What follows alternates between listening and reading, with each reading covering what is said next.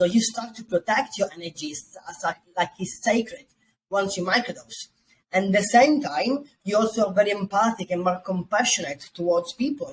And also you go much deeper towards people. You try to believe, you really are more curious about the other person, like internal life. So, of course, relationships went better. Hey guys, welcome to our SoulFam Podcast, where I interview space holders from all over the world. I am your host. My name is Karolina, and I'm the connection catalyst. I help spiritual entrepreneurs experience deeper connection with themselves, with others, and with the universe. Today on the show, we have Walter, a microdosing coach. Welcome to the show, Walter. How are you doing? Thank you so much. I'm doing a bit better than spectacular. And you? Only a bit better than spectacular. Yes, a little bit, yeah. Well, I'm doing just spectacular just because recently I've gone through COVID and it smashed me completely, made me dig deep into my subconscious mind. But now I'm getting out of it and I'm feeling better and better. So just spectacular for me, I would say. I love it. Thank you so much for coming on the podcast today. I'm super curious about you and your work and how you work with clients. So let's start maybe with a little bit of a history of how did you become a microdosing coach? When did your psychedelic adventure start? Yes, that's a really great question. So basically, let's say that I had lots of challenges in my life, and this led me to have some problems. Like for example, at school I wasn't never enough, and also I didn't have many friends. I had a really difficult past. So then, since a young age, I went into spiritual development and also to personal development to truly understand who I am, what are my gifts, like how can I heal, how can I become the best version of myself. So from that age, I started to become really obsessed with this idea. Until one day, of course, these psychedelics came up very often. But honestly, I was coming in a phase of life where I said I don't want to use any drugs and I want to make sure I do things without anything. But then the psychedelics were always coming up until one day I said, okay, I definitely have to try this and see how this works. And basically, yes, I decided to be more curious, doing my research, doing my meeting people, going to retreats, going to events and workshops until one day I decided to actually go and do them. So what happened is that one day I went to a retreat with actually a dear friend. His name is Martin, and basically. What happened is that we took a really high dose of psilocybin. It was 7+ grams, and basically we were Ooh, in a yes, that's quite we were crazy. like in It's a a heroic dose.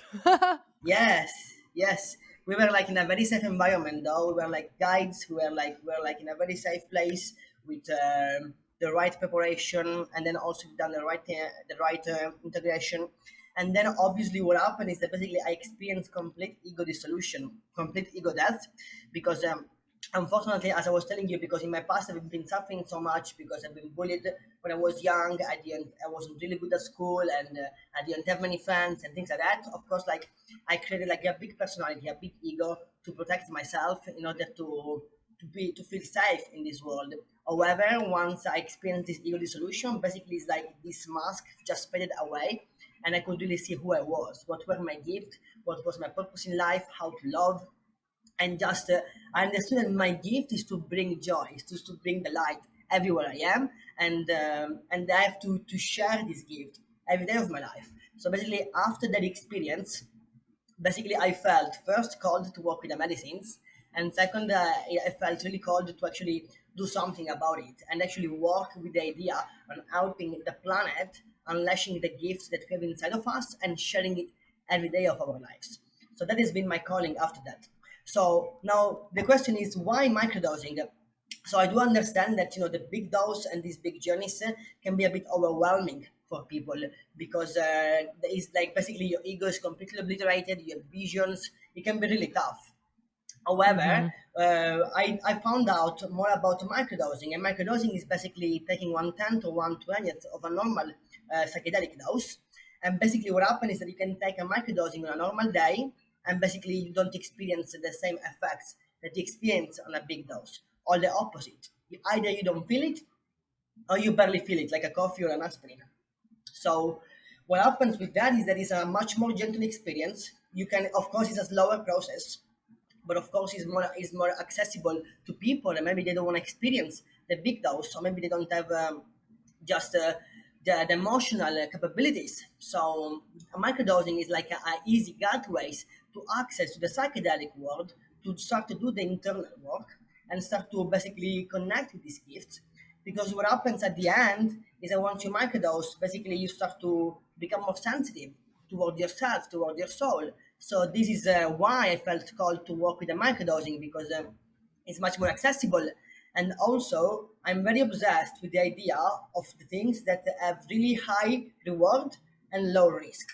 And the microdosing is one of those, because from all of the things out there, like microdosing is definitely the rewards it gives you, and the risk is really like a huge difference compared to the big dose or compared to the other things out there. So this is why I felt called to work in microdosing, and now I help specifically conscious entrepreneurs connecting with their gifts and basically transforming their talents into a massive movement. That's beautiful. I love that. And I totally agree with you that in order to have a higher dose of psychedelic, and by the way, a disclaimer, please do psychedelics always with someone who knows what they are doing and always in a place where it's legal. Just to everyone who listens, to make sure that you're safe, make sure that you're good. But I completely agree that you cannot take bigger doses without someone's leadership or mentoring or trip sitting, as we say sometimes, because it can be quite overwhelming for our nervous system and also for um, other people if they are also on the dose. In a way, our what we're going through can be overwhelming for them as well. And I've had experiences when anxiety of someone else in the space affected me and how I perceived my journey massively, and it wasn't always a good influence. So it's also important to know how you set up your space, who you're doing it with, how, if you play any music in the background that is going to calm you down, if you have a place to lay down or to release emotions if you need, because every experience is different. And so for people who are up for and courageous enough to take higher dosages, these are important factors. But for microdosing, from my experience as well, it's almost as if you just live a normal life with a little bit of a kick. Although sometimes I found that it could also bring you to some trauma release and things like that. Because, for example, once I took, I think, something around it was four little pieces of chocolate, and each piece was like 1/24, so 4/24 of a gram, which is, not much really. And I took four pieces, and I experienced some ancestral trauma coming up for me, where my ex-partner said something to me a little bit aggressively, but not like massively. He didn't shout at me, or there was just a little bit of aggression in his voice. And I literally felt like I am a woman that is beaten up by a man, and I was just releasing this trauma. And I felt that as a medicine of a mushroom helping me to access deeper layers of me, subconscious parts of me that I wouldn't access normally. Normally, it wouldn't trigger me as much, right? But the mushroom helped me access these deeper layers, and I was crying things out for maybe like half an hour, and afterwards I felt completely at peace and back to normal and amazing. And I was like, wow, this medicine, even though I took just a tiny bit, it still helped me to access these deeper layers and reprogram my mind and create new neural pathways in my nervous system. So it's quite amazing how even small dosages, because it's still medicine, it's still the energy that you're taking in. So even a small dose can affect your nervous system and create lasting positive change in your life. Totally, I agree with that. Amazing. So, what are your stories about how the microdosing helped you, or maybe your clients? What are your best stories to tell to our listeners? Yeah, so basically what I always say, and this is like the main part of my work, is basically microdosing completely changed three things in my life. So first is building new habits. So basically the way I take care of myself and the way I establish my habits, my healthy habits, completely changed. So basically now I have a specific routine I follow every morning. I also take care of myself with the right food. I sleep enough. I do the movement. I go and do the sun exposure. I go and do the cold showers. Basically, the healthy habits that I always wished I wanted to have is become part of my life. And basically, microdosing help you massively creating new habits. And the reason why is because again you start to become really sensitive towards yourself and towards your body and say, oh, why am I not sleeping enough, why I'm not eating properly. Like as you microdose and you don't move and you just chill in your sofa and eating chips, you feel like shit. So basically what happens is then you start to reframe and you start to change these habits and you start to take care of yourself, and then this becomes part of your personality. Basically what I say is that every action that you take every day basically is a positive vote for the type of person you want to become. So this is exactly what happens with the microdosing. So new actions, new habits, and a new vote for the type of person you want to become. So first habit. Second one is relationships. So basically my relationships improved massively after microdosing. And so there are two reasons why. So first of all, I become really good at setting boundaries. And I think everyone as microdoses will become good at setting boundaries.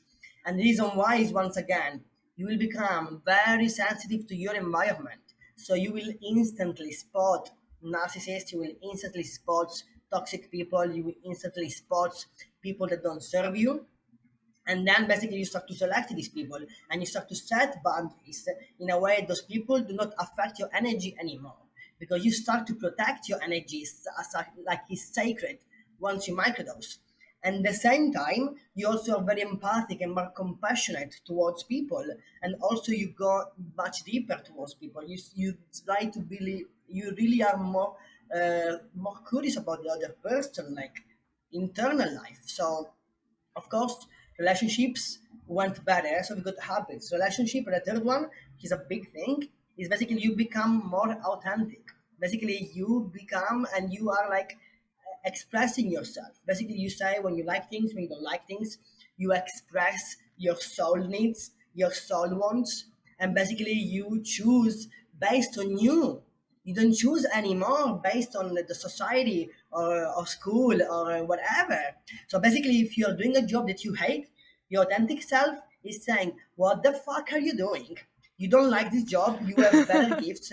Suddenly people start to leave their jobs and do something else. The same thing if you're in a relationship that don't serve you, authentically you express that and you move ahead. Or in the same time, it could be the way the clothes that you put and also the way you express and talk to people, basically expressing your authentic self. So basically those are the three major things that I've been seeing with the microdosing, which is building new habits, which is, as I said, is a positive vote for the type of person you want to become, better relationships with yourself and others, and then better expression of the authentic self. I love that. Beautiful. So you saw all these things happening in all the clients that you've worked with?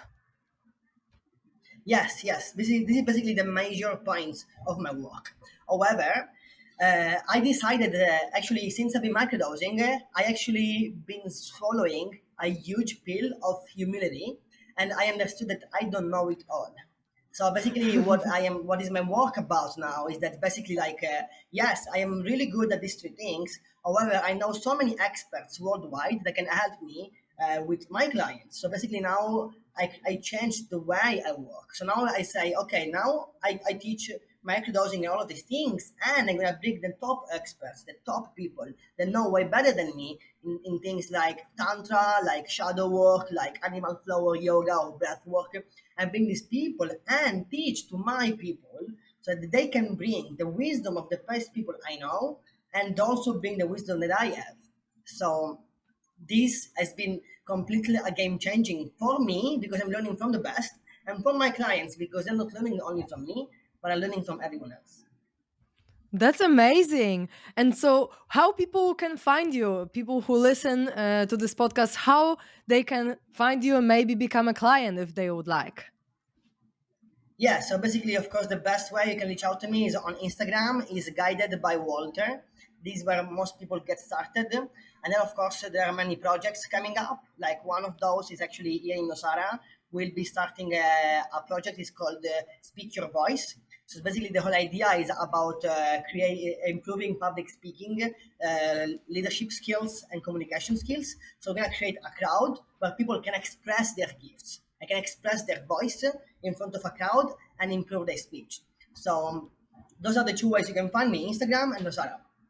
That's amazing. I love this project. I would love to come to Nosara again and speak out my truth and share my gifts and talents with the world. It sounds great. Awesome. Oh yes. And so, to those who listen and are still maybe in this phase of their life where they are still hidden, because you mentioned before that because of the traumas you've gone through, you were kind of separated from the world. You created this wall in a way. Sometimes we call it heart wall, subconscious wall that we put uh, between us and others because we are too scared, or maybe there are other emotions that are stuffed within us and we are just too close to express it. So to those who are still in the space where they are closed off and they don't really know how to open up to others and how to be authentic and how to step up, what would be your advice to these people? Yes, that's a really great question. So I think it's very difficult this to do, and the reason why is that possibly like 2 to 3 years ago, if you will tell me that, it wouldn't have worked for me. But because I microdosed and because I've been doing this work, I've been basically reframing all of my beliefs. I've been reframing everything I've been thinking about me.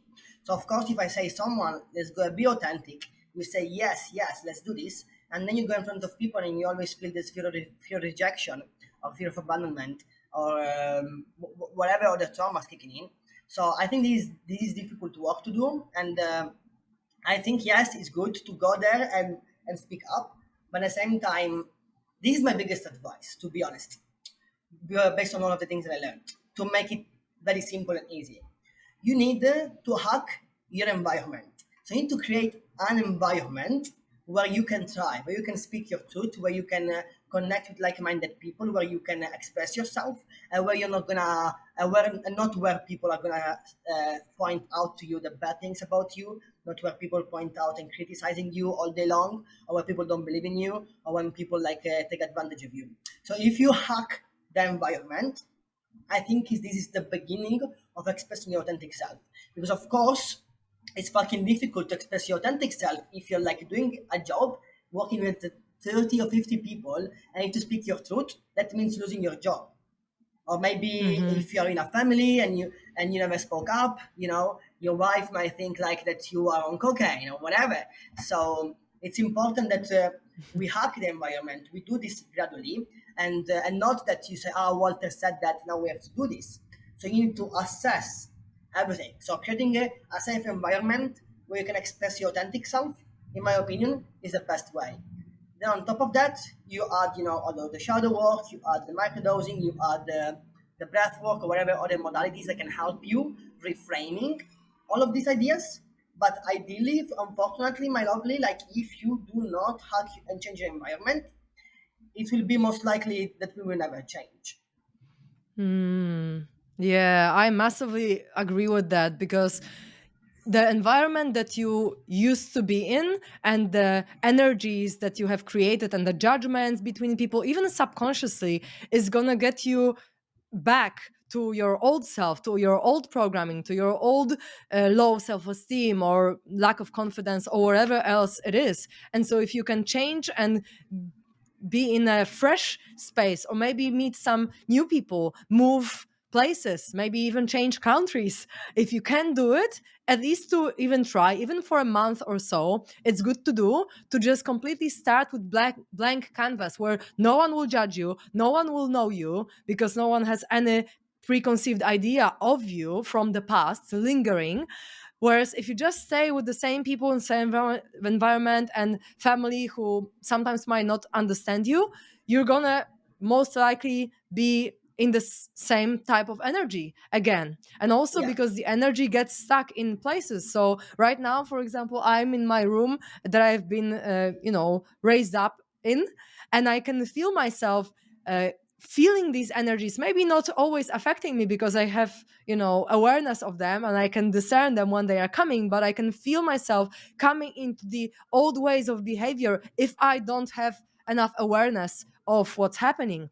And so I completely agree that changing your environment is the most important thing. And although sometimes it might be challenging for people to find like-minded people, it is still possible. Nowadays we have internet, we can look things up, we can find some Facebook groups and go to places, see what's there, find some maybe meditation group or yoga or breath work, and yeah, just start working on yourself, put yourself out there and see what happens. So thank you for this advice. I feel like it's very valuable for people to know. And one more thing that I'm super curious when it comes to your microdosing work, how do you discern when to use the substance, like which substance you're using, and are you using different substances or it's always mushrooms, or how do you work with people and how do you know when to use a specific dose or a specific substance? Yes, thank you for asking this question. So, honestly, I'm talking. Let's talk about someone who never experienced microdosing. This is the way you do this. So, what I suggest is that you try different medicines and see which one works best for you. So, let's say you start for 5 weeks with the psilocybin, and then you start to track and see how you felt with it. Better creativity, better relationships, better productivity. How do you do? Like, just let's assess that. Then you, after these 5 weeks, we take 2 weeks break, and then we microdose with another medicine, which could be, for example, LSD. And then we go ahead and we start to assess that. So usually those are the two main medicines that I feel like they are the most accessible and the more easier to use. However, you can literally microdose with everything, but you it must be done like in a specific way. Okay, so let's say in with the specific protocols and on a normal daily life, psilocybin LSD works great. However, you can still microdose with ibogaine, you can microdose with ketamine, you can microdose with ayahuasca, you can microdose with THC, you can microdose with alcohol, you can microdose with coffee, you can microdose with cacao, you can microdose with mambe, you can microdose literally with everything. But let's say that if you for the kind of work that we are doing, psilocybin and LSD are the main ones. So now, if you want to then choose which one choose first, usually this is what I say. So if you want to enhance your external experience, LSD is the best choice. And here's why. So basically, if you want to improve your sport performance, maybe you want to have more productivity at work, or maybe you want to be more social, or maybe you want to just be more creative, LSD is possibly a better choice.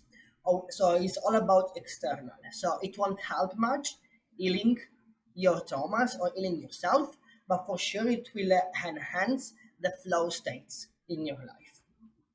Then, if your goal is maybe to do some self healing work, to do some specific breath work, to do some yoga, or to just do some reflection or some journaling or some hiking, potentially psilocybin is a better option. So, but again, I would always recommend to try both and see which one feels best for you.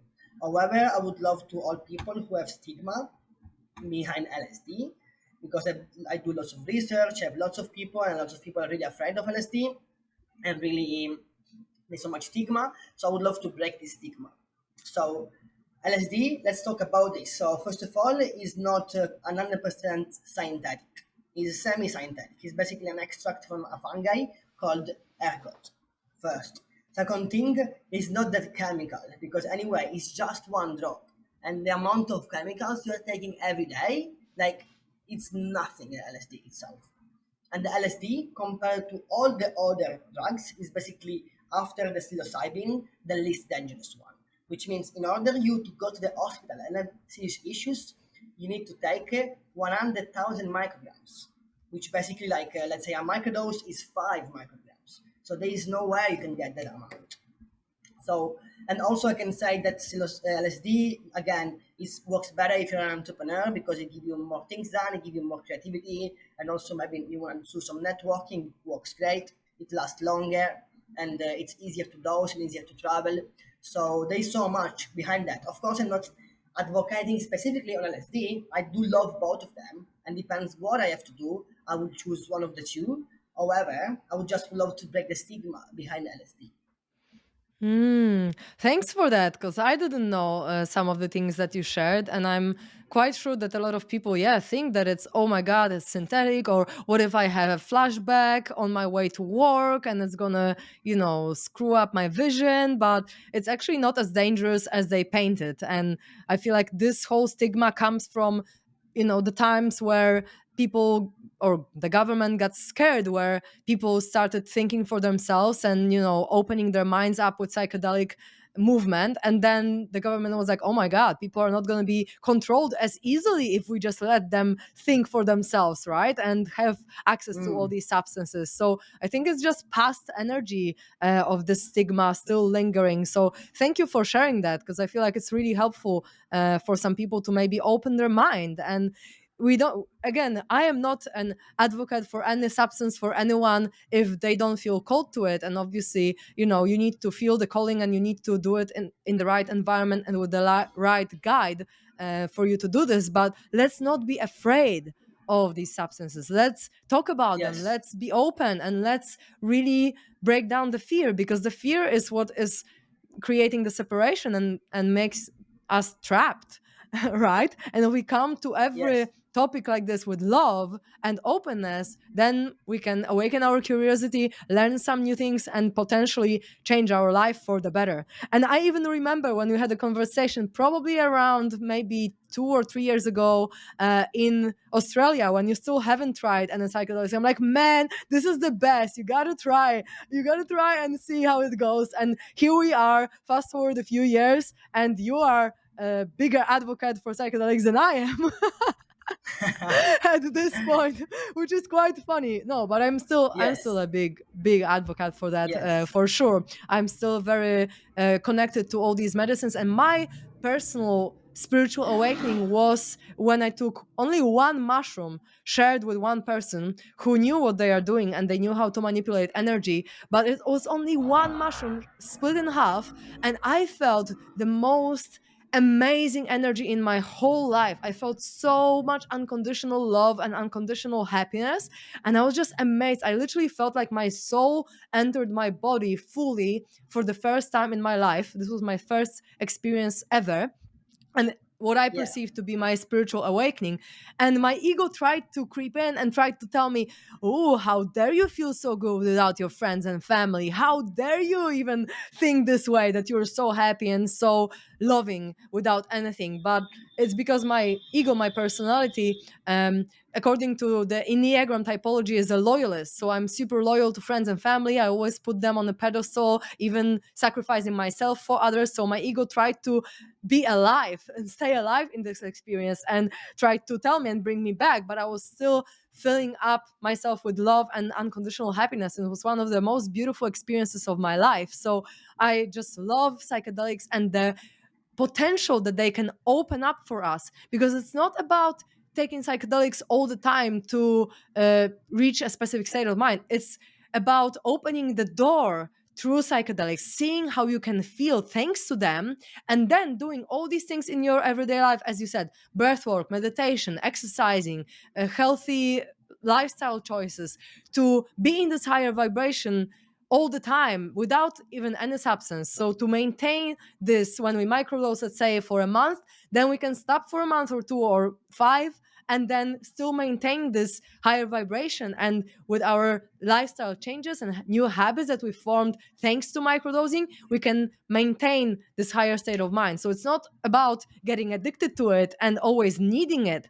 It's about opening the door to a perspective that we might not be able to have without the external support, or we might reach this perspective too in other ways. But it's kind of like playing on codes sometimes. I think it's like, I don't know if you've ever mhm, played The Sims, but I always compare it to The Sims, how you just have this code motherload or something, and you just put the code to have infinite abundance. I feel like this is playing on codes. Taking psychedelics is like a code to reach this higher state of mind and seeing what's there, and it's like, oh my god, this is how I can feel, and then doing all you can in your life to reach this state of mind without any substance. Would you agree with me? yeah, yeah, totally. And also, I would love to add one specific thing based on what you're saying. So again, I do not suggest to people to take psychedelics, but this is the main idea. So I want people to follow something called the pattern recognition. So I will say actually what I would suggest to everyone to try everything in the world, what there is, and see what is working for you and what is not working for you. And please start to do more of the things that works for you and do less of the things that works for you. And this has to do with everything. Maybe it's blissness, maybe it's people, maybe it's sports, maybe it's whatever else. So in my case, I tried everything. I tried meditations, I tried breath work, I tried retreats, I tried books, I tried literally everything available there, yoga. And what is really working for me and really like clicking is microdosing. So I said, fuck that, fuck this. I want to keep doing this. I'm doing more of it. Of course, not like in a obsessive way, but I said, okay, this is clearly working, so let's do more of it. So I don't think the microdosing will work for everyone as it's working for me. But for me, since I've been taking microdosing, I feel a fucking genius. Like compared to 2 to 3 years ago, I feel like a genius. Literally, like the way I think, the clarity, the purpose, the emotional intelligence, and the creativity is beyond what I thought was real. And what is even more unbelievable, Carolina, is that right now I am in a situation in life that a year ago I did not even think it could exist. And I'm pretty sure that microdosing at this shift has helped me to change all of these beliefs about my life. So again, it's all about here finding a pattern recognition. Maybe it works for you psychedelics, maybe it doesn't. Maybe microdosing work, maybe it doesn't. But let's give it a try. And to try and say it doesn't work, let's try it for a month at least, and let's try with the right dosages and with the right activities and with the right intention, and let's see what happens. And then you can say microdosing doesn't work for me, but doing it once or twice wouldn't be enough to say that microdosing works. Hmm. Yeah, I feel yeah. And it's like that with everything. The first two times I tried surfing, I completely sucked. But the third time when I tried it and I stood on the board, I was like, oh my God, this is amazing. I actually want to do more of it. So if you try anything Mm, really just once or twice, you cannot really know because you haven't experienced it enough to say. But I agree with you as well with these things work for someone, these things work for other people. And for me, for example, I would rather do shadow work and go into my childhood trauma and release the emotions there, for example, instead of doing breath work, because for me it's way easier to focus on my feeling than to focus on my breath. And for some other people, they might move this energy through the breathing and then get to the trauma yeah, through the breath work and then move this energy in their body in this way. And so everyone can find something that they resonate with the most, but it's about being consistent and practicing. When you find something that is clicking for you and healing you, to really stick to it and to put this work, to wake up every day and be like, okay, I'm going to work on myself today as well and every single day. And then it brings you to even more amazing things. And I mentioned in my other podcasts as well that since I started doing shadow work and working on my deep subconscious level, everything in my life has changed completely. Everything, every single area of life. And psychedelics also can work on this level of our mind. So if you want to yeah. try it, please do, because it's actually something that might open you up to so many opportunities and possibilities that you couldn't even dream of before before trying it out. So yeah, thank you for that and thanks for sharing.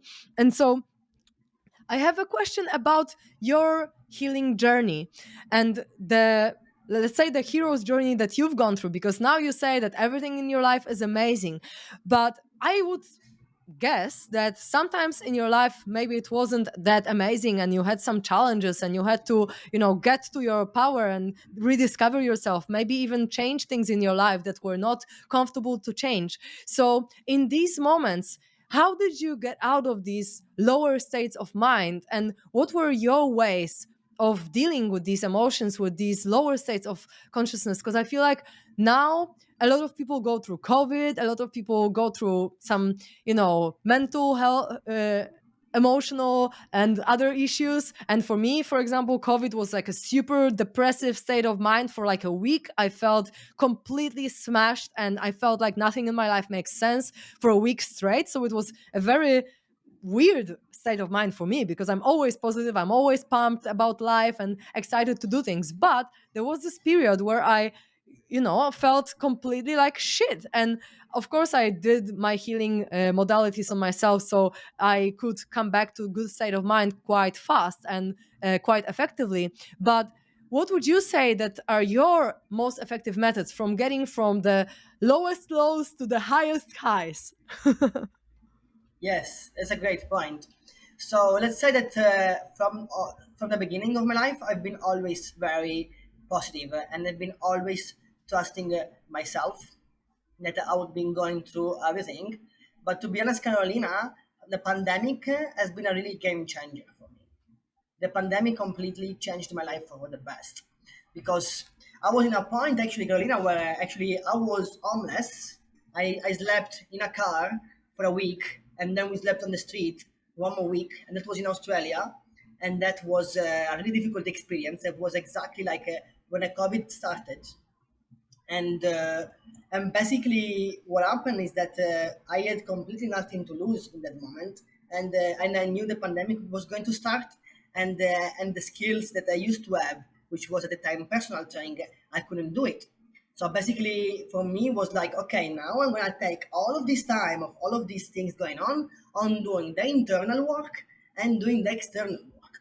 So I said, okay, I'm gonna work on my limiting beliefs. I'm gonna work on what is holding me back. I'm gonna learn everything that I want. I'm gonna learn so many skills.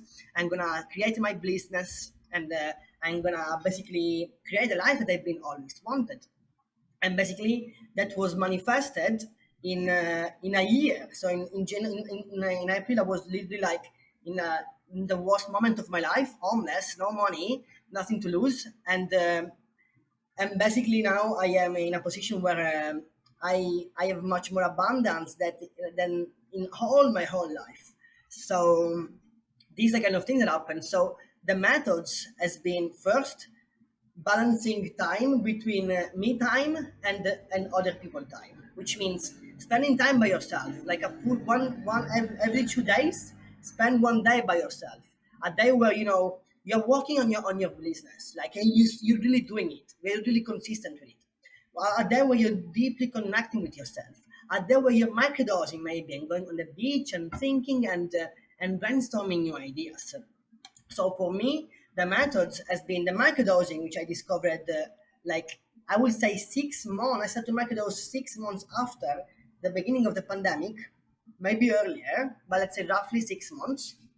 And microdosing has been the method for me because it gave me a more reason to believe in me, one more reason to feel with my gifts, and then also the psychedelic experience that I was talking to you about.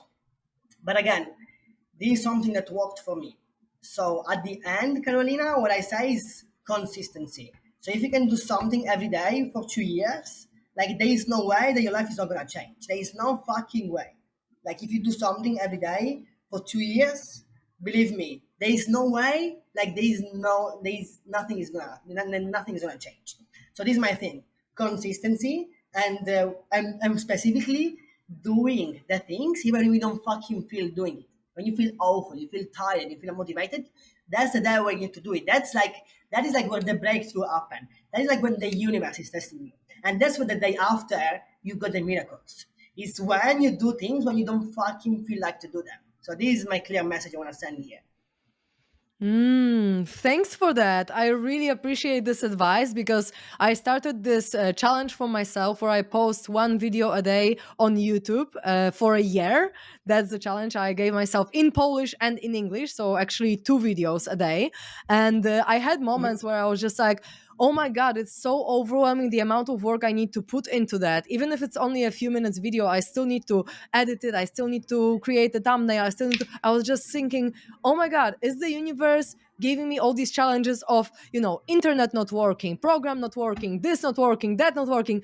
Is it giving me the challenge to stop it and making me feel like, okay, you're not supposed to do this? Or is it the opportunity for me to learn patience and to be consistent anyway, and to be courageous and to actually put this extra energy into that? And I chose, of course, just putting extra energy into that. And it made me feel more powerful in myself, because I'm like, okay, even if everything goes to shit and nothing works perfectly for me, I'm still showing up, I'm still doing this. And I believe that in a year from now, if I actually do this consistently every day, and I'm not saying I 100% will, but I really want to, and I really keep myself going, and even in these difficult times I want to do it, I want to be consistent. And in a year from now I probably will have so many more skills, how to present myself, how to talk to the camera, be more comfortable about it. Because right now I'm just starting with all these projects that are all new. The podcast is new, the YouTube is new, and I'm just starting. I'm a beginner.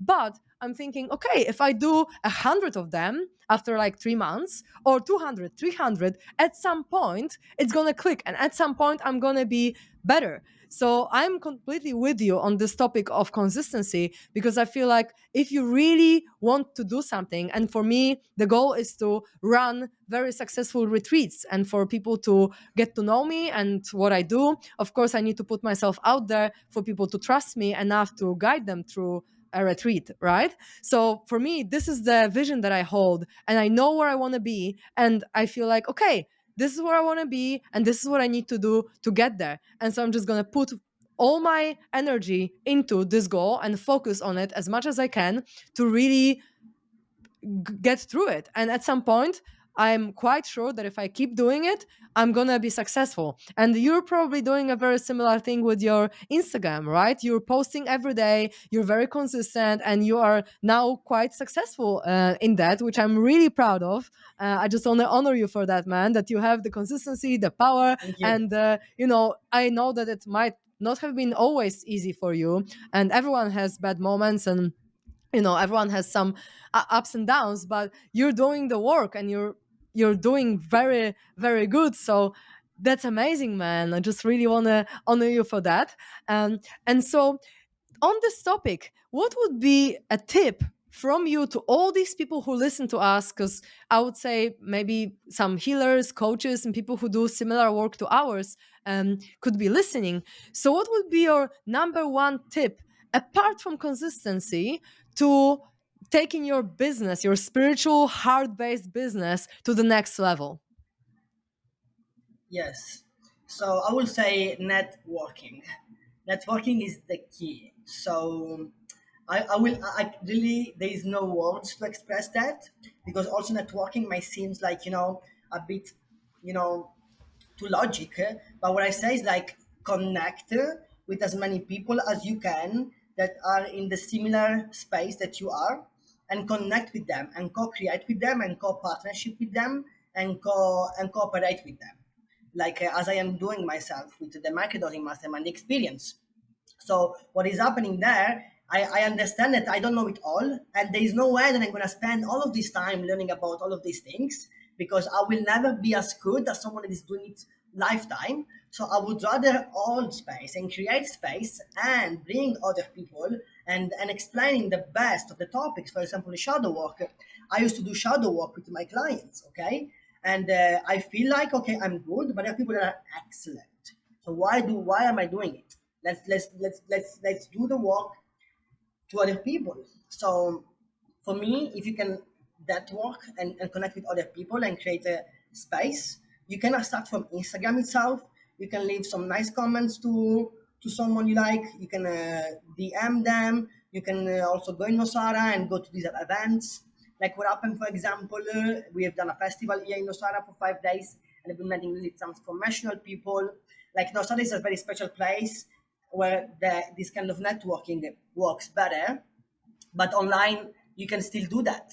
So I would say connect with these people, co-create, and also one thing that I will say is like consistency, but at the same time be authentic. So please do not copy other people posts, do not copy other people captures, do not copy other people things. Like be authentic. At the end, if you're gonna sell, it's because people love your energy, not because you love they love the structure of the program. They love you, love your energy. They love how you make them feel. and they don't want to see something that they saw like the other day from someone else post. So not waste your time and do not copy other people things, but be authentic. And and also if you're on Instagram, like make sure you use all features, which from the live, from the stories, from the reels, from the posts, from the carousels, from the comments, from the likes, literally every single part of Instagram, using it all. And the goal, if you want to grow your Instagram, is to, make sure you create some viral content that then it goes in the explore page. And as it goes to the explore page, people start to share it. And as people start to share it, people start to follow you. And then you might find your ideal client. Beautiful. I love that.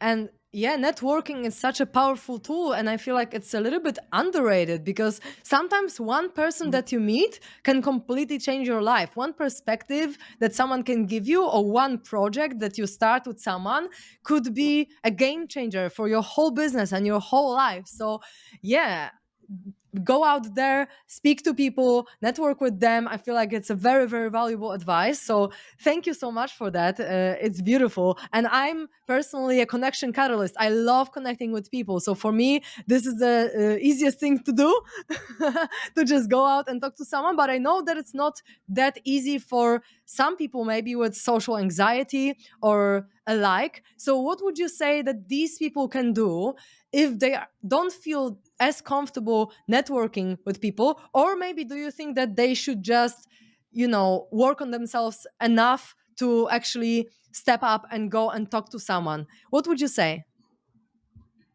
Yes, good point. So I would say that, like for example, I am an introvert extrovert. I'm a combination of the two. So it's sort of a gift because I can, yes, stay by myself and be happy with it, and be with other people and be super pumped. So if you're very introvert, what I would say is to find a niche of people who are also introvert and connect with them, and connect with them first, and then start to build your social skills, your communication skills, start to express yourself more. And you don't have to go to huge events. It could be just a yoga class to do networking. Like you don't have to go to huge events. Again, if you're more introvert, you go more in small niche things. For example, if you go to a yoga studio, yoga class, for sure you're gonna find people there that they want to grow, or they want to take care of their body more than in a pub. So the Hmm. same thing, you go in and see experiences. You don't have to go to a festival like I did with 200 plus people.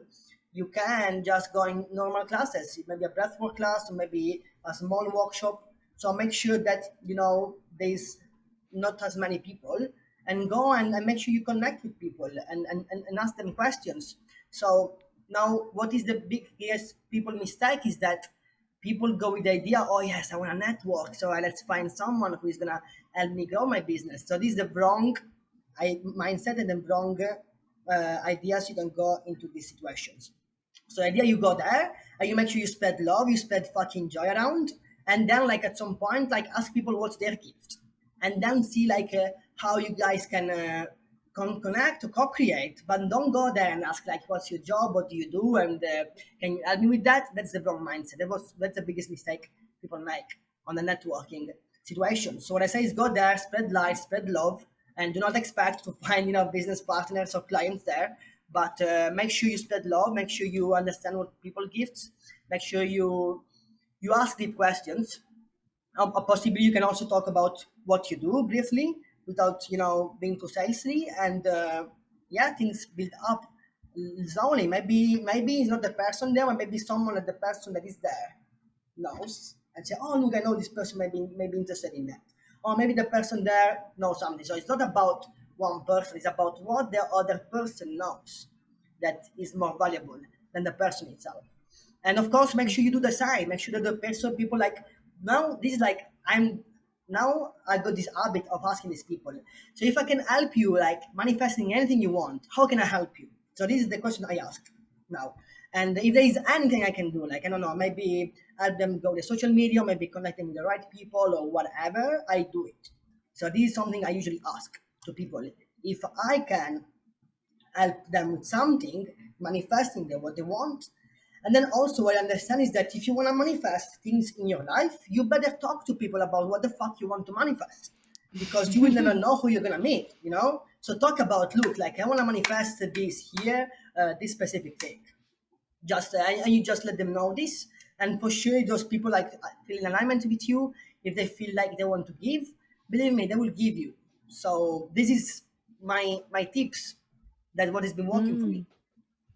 That's so amazing. I love that. And yeah, this is so important what you said about not expecting someone to network with you and not going there and being pushy and being attached to the Yeah, outcome of connecting with someone, because this is what it is. If we are attached, it's like, oh my God, this is the way how it's supposed to happen. We are controlling, we are closing ourselves in a specific box of how things need to happen, and then we don't allow the universe to give us all these things that we want to have in all these beautiful ways that we wouldn't even expect. And it's every time like that when we try to control things, whatever it is. If we try to attract a specific partner or a specific life situation, if we are too attached to it and we don't let the universe work its magical ways to bring it to our life, then yeah, we are creating more pain and suffering for ourselves, because probably if we are too attached, it's not going to happen. And then we create pain for ourselves because, oh my God, why is it not happening? Why am I not manifesting even though I really want it yeah, so much? And so I really vibe with what you said about just shine your light and be an example and spread love, because you are then like a, yeah, just like a bulb, that the all the bugs, let's say, all the things, all the flowers, everything is just drawn to. You're a shining light, and everyone is drawn to light, all the animals, all the plants, all the humans. So if you could just be shining, then the universe can give you more situations, people, conditions, opportunities for you to experience what you want. Whereas if you're attached and controlling and closed off and feeling like this is the way it's supposed to happen, you're closing all these beautiful doors of opportunities that could otherwise flow to you. But it's impossible if you're only focused on one way of doing things. So thank you so much for sharing that, because it was so valuable to hear it from you, even for me, like as a reminder, because I know that, but also I feel like sometimes I find myself thinking too much about, oh, what is my strategy? How am I going to do this? How am I going to do that? But if I actually just focus yeah, on what I love and I feel amazing doing it, and I feel amazing recording this video on YouTube, and I feel great reaching out to people for the podcast, and I feel amazing talking to people on the podcast. And if I just shine my light and do it all with good vibes, then I can find, oh, here I can have some help in my business. Oh, here a friend knows how to use the software that I was struggling to figure out. Oh, here someone else can help me with something else. And it's like, okay, the universe provides me all these opportunities because I am open and I am shining. And sometimes it's in a completely different way than I expected or that I planned to do. So thanks for this reminder, because I feel like now, with all these new things in my business that I've started, it's a beautiful thing to be focused on, to just shine our light and be happy about what we are doing. Because otherwise, there will be just internal resistance, because it's not going to be our authentic self, not what we are meant here to do, if we're doing something without love, or even worse, based on fear. You shall not do anything based on fear, because it's not going to work very well. So what are your ways of dealing with fears when they come up? So when I have fears, I usually take action immediately, and I do the thing that makes me fear. So if I feel someone is triggering me, I go and talk to that person. If there's something I fear of me, uh, I do that. So depends what is the fear. So there are certain fears that completely block me. Like I don't know why I'm really fearful of dogs. I think there is something to do with past lives or whatever. But literally, as soon as I hear a dog barking, I freeze. And these dogs, of course, they get attracted to this thing and they come even closer. So in that case, I don't know. But when there is fear of things that I know they need to serve me, maybe I need to speak with that person because I feel like there's a good connection. I go and do it. If I have to go on Instagram and I'm fearful to share something vulnerable, I do it. If I have to express something that someone is not doing correctly with me, I go and speak to them. So mostly whenever I feel fear, I take action. But unfortunately, there are some fears that freeze us, and I think that case is time to do some internal work, some shadow work, or some reprogramming of beliefs or doing whatever they want, and establishing how to work with that. But usually I take action Mm-hmm. towards the fear. Mm-hmm. And do you find that this action that you take actually dissolves the fear because you're like, oh my God, it actually is not that bad as I thought that it would be when I do Yeah, it? yeah. So to be honest with you, like Carolina, like I am much more courage than I used to.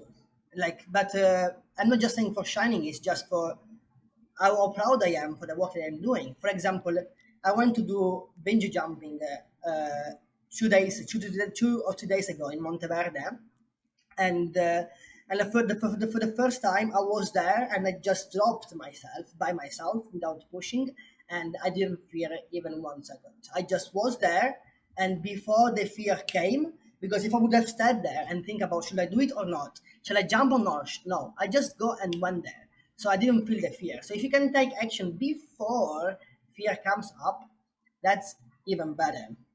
So yeah, that's the easiest example I can give you about fear. But now I am very less fearful, because usually, like, fear is about not trusting yourself. So if you trust yourself and you do the things, and I think fear won't affect you. But that's a complete different thing when there is these traumatic fears, maybe fear of abandonment, or fear of dogs, or fear of maybe having had sexual assault. That's a different Mm-hmm. thing. So in that case, I'm not really an expert to say exactly what to do, because they could be dangerous. So in that case, it's better to connect with someone that knows more than me when it comes to these shadows that then manifest with these frozen fears. Mm-hmm.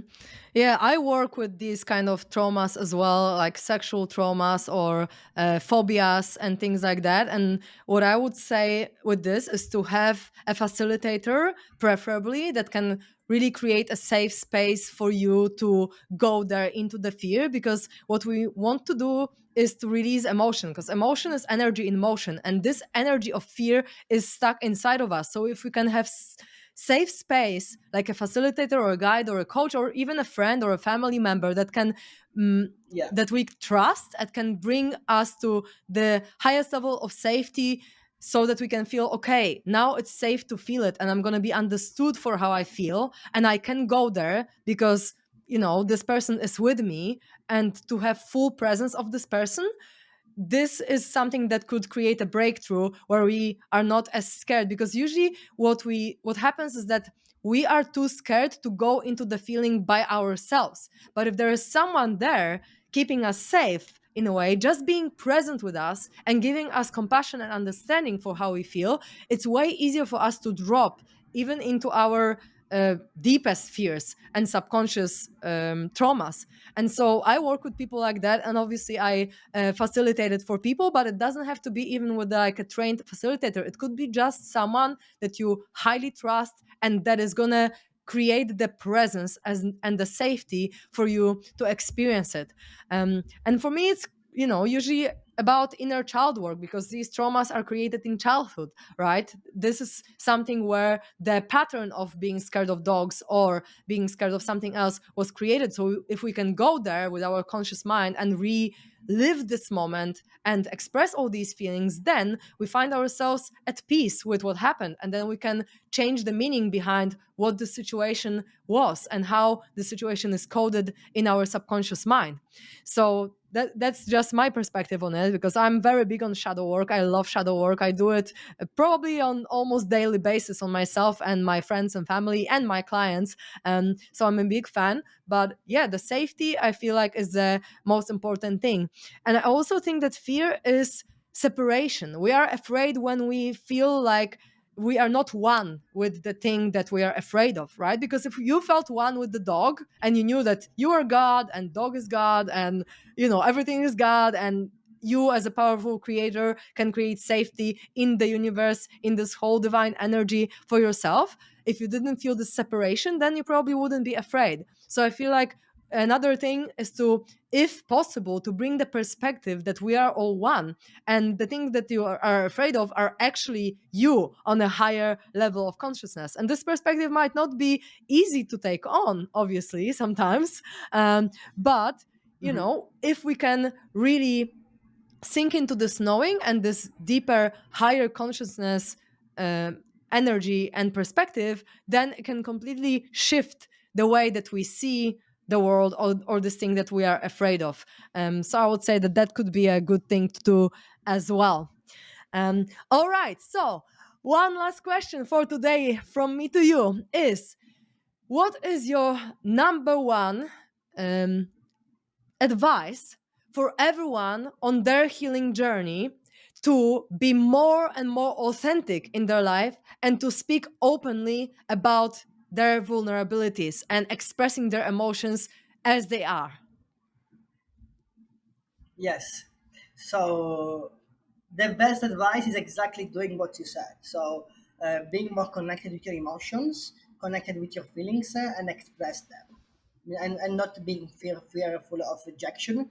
Specifically for men, these are harder work to express that because men are very afraid of expressing their emotions because they don't want to be and seem like weak. So I would say the biggest tips is to definitely express whatever you feel and being open with that. And I know it may sound difficult, but believe me, like once you do it more than once, 100 times, 50, 150 times, it's so easy that you do it normally. And obviously, the more Mm. you do it, the more people trust you, the better you connect with yourself, the less you're repressing, so the better then your health will be doing. Is like just a cascade of benefits that Mm. honestly would be a mess to miss out. So just expressing that. And of course, microdosing can help you tune with that because sometimes we are unclear about what the emotions are or what we feel. But if we can get some clarity, it's even better. Mm, beautiful. Thank you for sharing that. I love this perspective. And thank you for being here with me today. It was a pleasure to talk to you. I hope that we have a chance to talk again in the future. And sending you so much love, brother. Thanks for joining me today. And namaste. Namaste. Thank you so much. Sending you much love, wisdom, and creativity to all of you listening today. Yay! Thank you for listening, beautiful souls. I just want to remind you that we are in the process of building the directory of space holders on soulfam.com. And stay tuned to know when that's live.